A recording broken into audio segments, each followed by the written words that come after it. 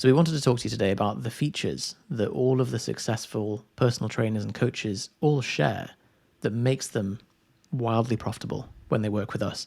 And we'd love to say that it's all because of our amazing coaching and our amazing systems, but really a system is only as good as the person who's using it. And having worked with, 500 online coaches at this point, we're starting to see the same patterns emerge each time. So we wanted to go through what these features are and some examples, as well as the kind of common mindset and behaviors and decision criteria that they all seem to follow.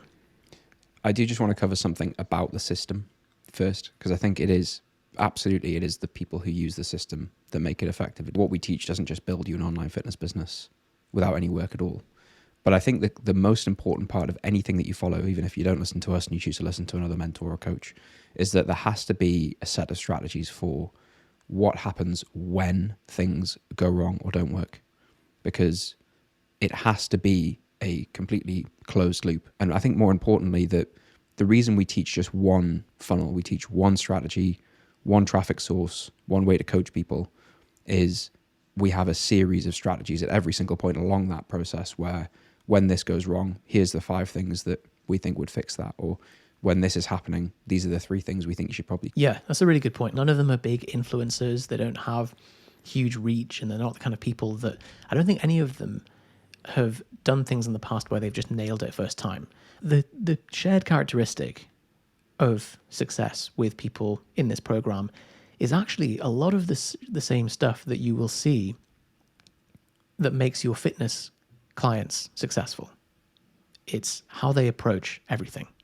And a lot of these features are learnable and they're pretty global. We want to cover the key actions the successful coaches in the program take. Just to lay it out, the first one is leaning into your strengths. This is done with the specialist knowledge you have about your niche, but also things like the type of content that you do, the way that you sell. If you're naturally someone who's a bit shy, not very good on camera, don't like the sound of your voice, but you're a really good writer, don't try and do YouTube and podcast as your main content sources. Like, you're making it difficult for yourself. You're increasing the friction to getting consistent content out there. Lean into what is comfortable and what you can do consistently. Or even, like, as you said, I just don't like how I come across that way.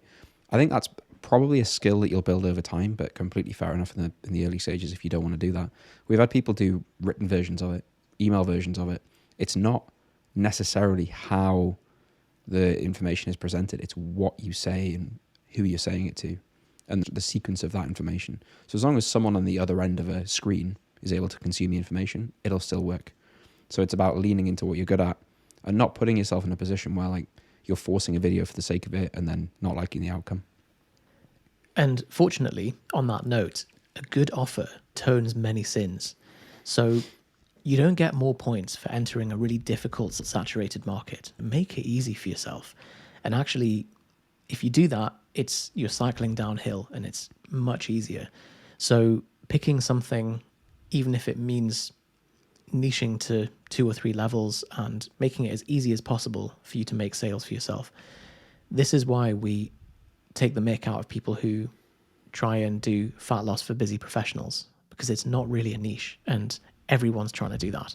Yeah, and as soon as you're trying to help the 2 people, or solve 2 problems, I should say, then it is immediately half as effective for each one of those people or each one of those problems.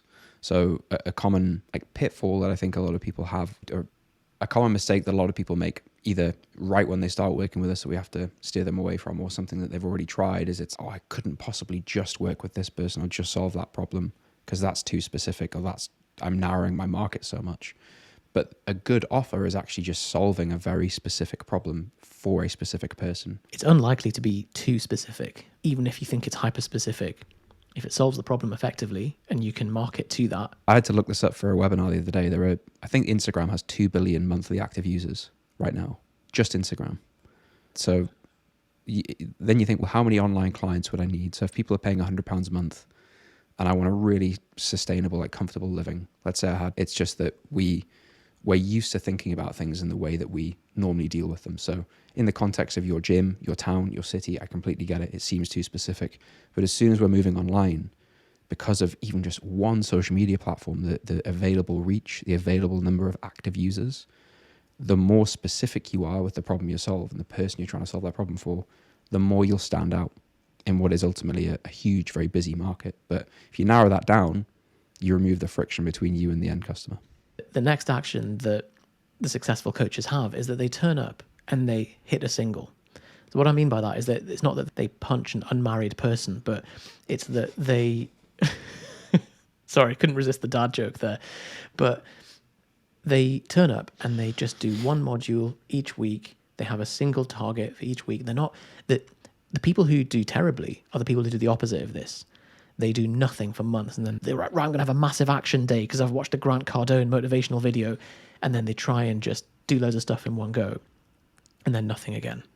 And what would you say to your fitness clients? You can't go in and just trash yourself, trash every muscle group in the body in a 6-hour gym session and be like, that's me sorted for the month. Especially when you're in the building phase of stuff. So when you're trying to get your business up and running and get your customer level to a critical mass and build your program and build your systems, it's very unlikely you're going to do that in a week or a month. And if you look at it like that, the people who think I'm going to have this big day, this big push, they're just viewing it in the wrong way. So being extremely consistent over a long period of time, unfortunately, is the unappealing truth. And the same thing you tell your clients who are thinking about doing the 14-day detox diet, right? You tell them it's calorie balance and progressive overload, probably. It's the same with business.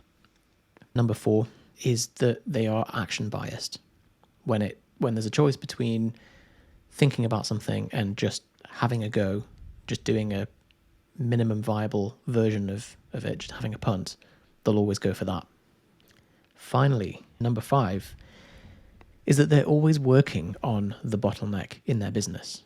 Some of that is you need a coach to help identify what is the bottleneck in my business, because a lot of the time, one of the common problems we have with people that we work with is, God, I don't know where to start. I've got this amount of time to spend on my business and I don't really know how to allocate it and what to be doing. And for the last 6 months, I've been spending it tweaking my PT hub to have the nice colors, and I've been making loads of those swipey Instagram carousels and I'm not getting any clients. Or they're doing the work, but they're not allocating it in the right place. Whereas with a bit of objectivity, you can say, okay, let's look at my business as a whole, as a big picture. Where am I most deficient? Is it the ability to gain new leads? Is it the ability to close those sales? Is it my capacity to coach the number of clients? Or is it my personal productivity in my software? I think that one's extremely difficult to do on your own. I think we've been through that exercise so many times, hundreds of thousands of times, and we still get caught up in the thing that we feel personally most invested in or that is most important. But we'll speak to a coach who'll just go, you just need to do this. Yeah, every time. And quite often it's stuff that we hadn't considered. The number of calls you and I have been on when we go, stuff that is, as soon as someone said it to you, it's incredibly obvious. But you get so caught up in the font that you're using on your Canva infographics, or the color scheme of your brand, or should your logo be a triangle or a square? And then it takes someone else to just say, look, like, you haven't got any leads over the last month. It just won't be immediately obvious to you because you get caught up in the stories. So I think having objectivity either from a coach or friends or family member, whatever, someone who's not emotionally invested in the outcome as you, who understands it enough to be able to look at things and say, that's the problem. If you're interested in the entire process and actually the system that we're talking about, then it's all covered here. If you feel like you've seen enough, you'd like to just discuss this with us, and you'd like to speak to me, Yusuf, Alex, one of the team, about potentially working with us, we have a pretty broad range of programs, pretty broad range of prices. So you can click the link below, schedule a time that works for you, and we'll go through all the details on that call.